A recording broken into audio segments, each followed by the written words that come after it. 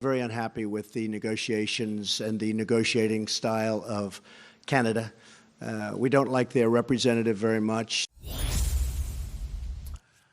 Remember that in 2018 during NAFTA renegotiations? Safe to say that U.S. President and now President-elect Donald Trump didn't always have those warm, fuzzy feelings about Deputy Prime Minister Chrystia Freeland.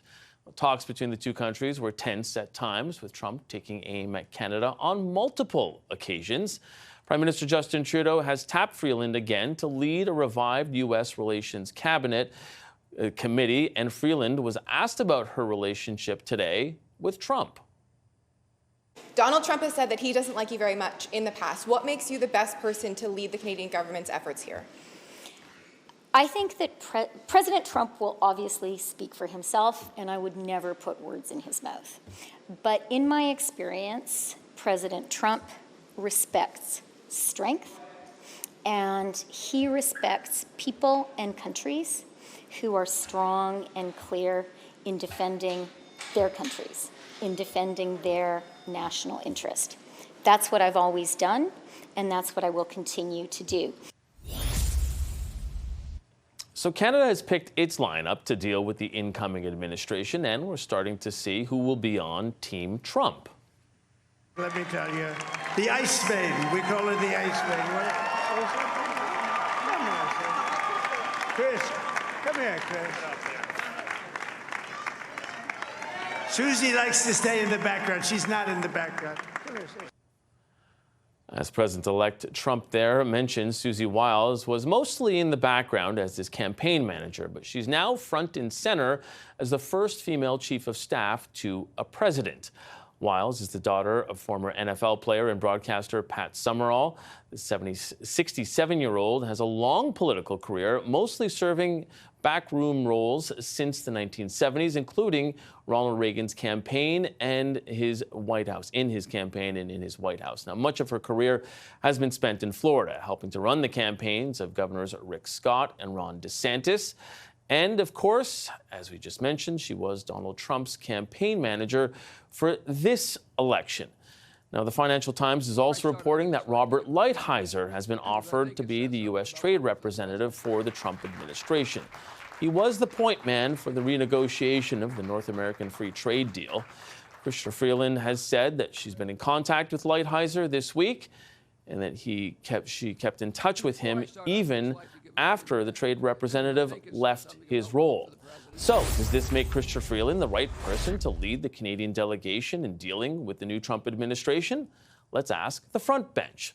Sabrina Grover was a federal Liberal candidate in the 2021 election. She's a senior advisor at Spark Advocacy and North Star Public Affairs. Melanie Paradis, a former communications director to Aaron O'Toole. She's now the president of Texture Communications.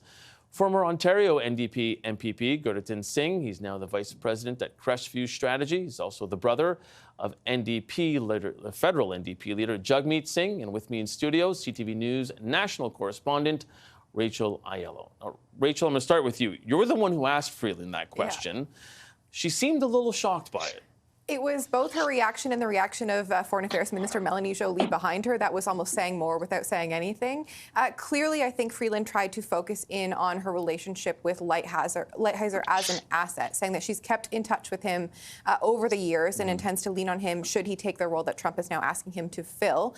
But I do think it was a question worth asking, Mike, because if Donald Trump, who is mercurious and is very driven by personal relationships, feels this way about Freeland, is that going to mean Canada is starting from a deficit right away? Should the government not try to put a new face in there, start a clean slate, and try to curry favor in a way instead of leading with this ongoing tension?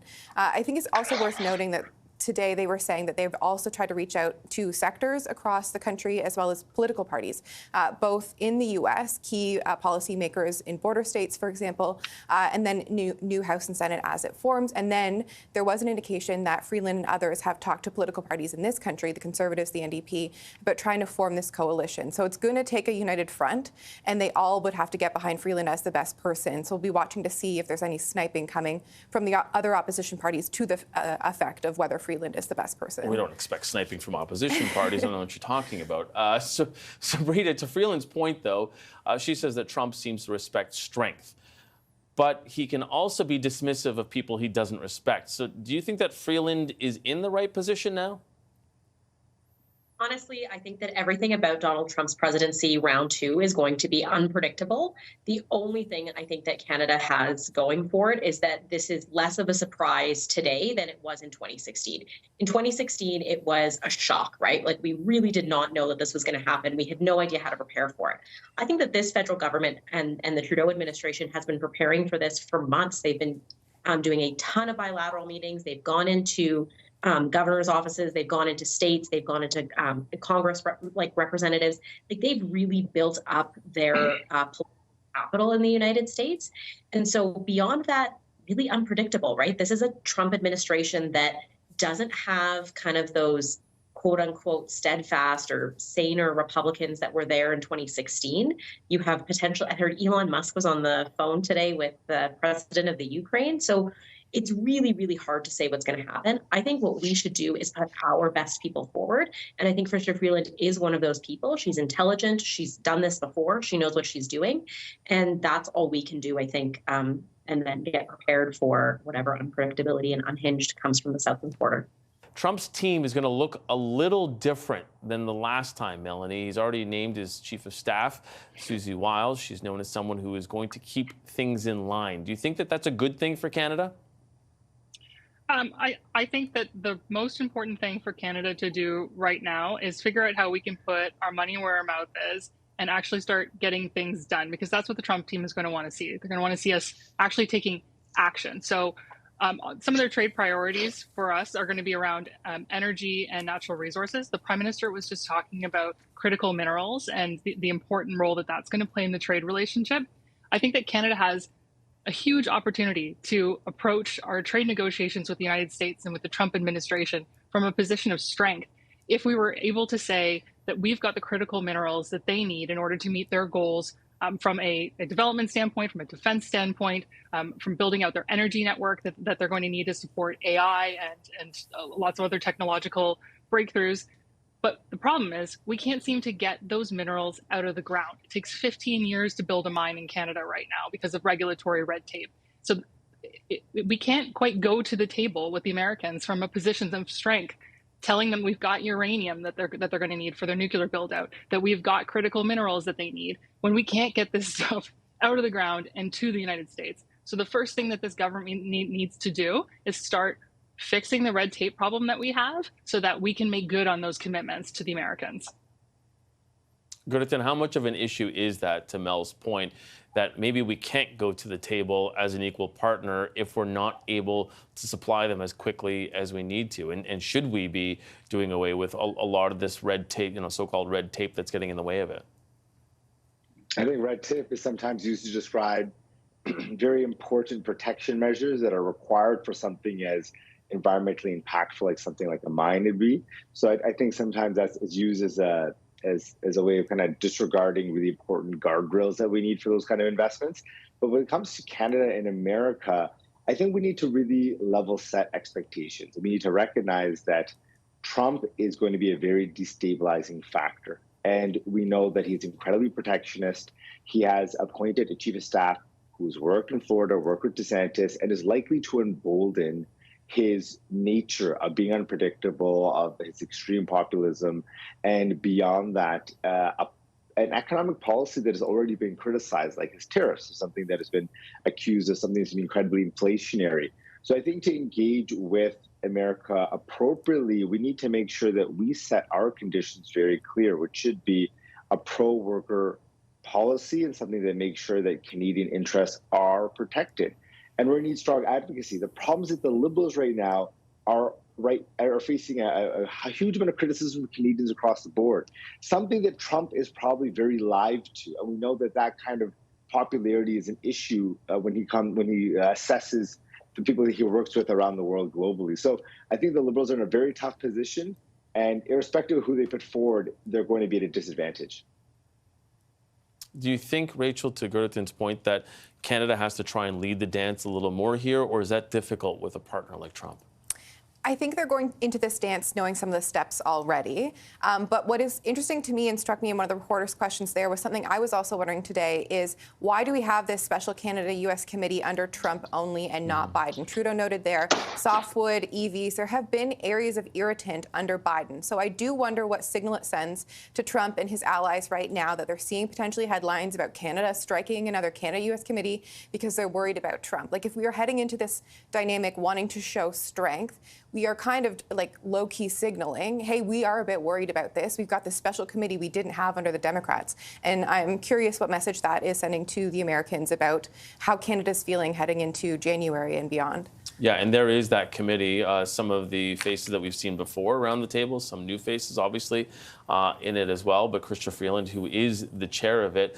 Sabrina, to that point that Rachel was making, do you think that this is actually a signal to Trump that, oh, Canada is worried, or does he now take us more seriously that we have it? Because as Trudeau had said, you know, this is a sign that we're ready to tackle new challenges. I think it's clear what the new challenges are, you know, conversely to what that reporter is asking the question about. I mean, obviously, they were more politically aligned, Biden and Trudeau were.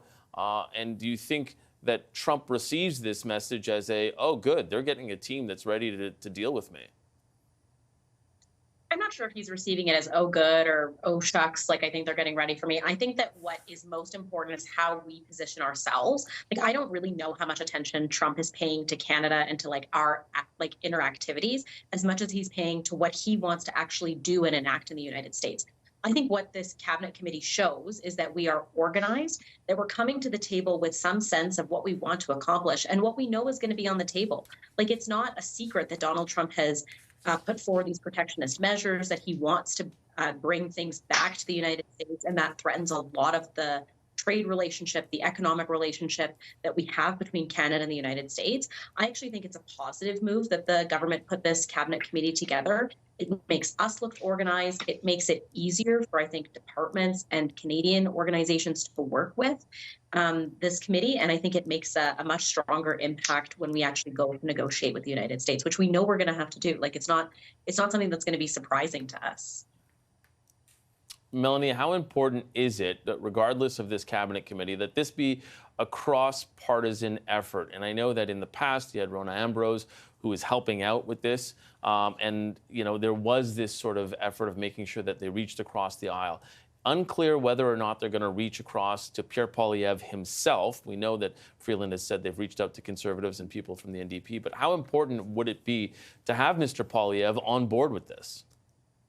Well, I think it would absolutely be useful, but keep in mind that the provinces and Conservative premiers are absolutely going to be playing a role in these negotiations as well. We're seeing one of the things that Trump wants is to decentralize some of the power in the United States, and that's going to mean that there'll be more powers at the state level. So some of these negotiations, some of the conversations that are being had about trade are going to be had by Premier Ford. He's going to go to the United States. He announced that this week, and make sure that state level governments as well as the federal level understand the importance of trade with Ontario, what our automotive sector is doing, what our manufacturing sector is doing, our energy supply, so that he can reassure them of the importance of that trade relationship and not putting any tariffs in place that might compromise that. So I think there will absolutely be a Team Canada approach. You're going to see it from the premiers more than anything. Gerdeton, last word to you. I think I got about 30 seconds on that, especially that Team Canada approach. I just think that because of the political tone right now in Canada, that it's going to be very difficult to have that when you see so much divisiveness and when you have a leader of the opposition who doesn't have a security clearance. Like, there's just so many issues there with regards to being able to engage with another nation in a proactive way when there's those basic measures not there as well. I think it's going to be difficult. I think it's ideal, but it's a reflection also of the state of politics globally right now, where we're seeing these increased divisions across a variety of lines that we're also subject to here in Canada. So I think it's a good ideal to have, but will it happen? I'm doubtful of that.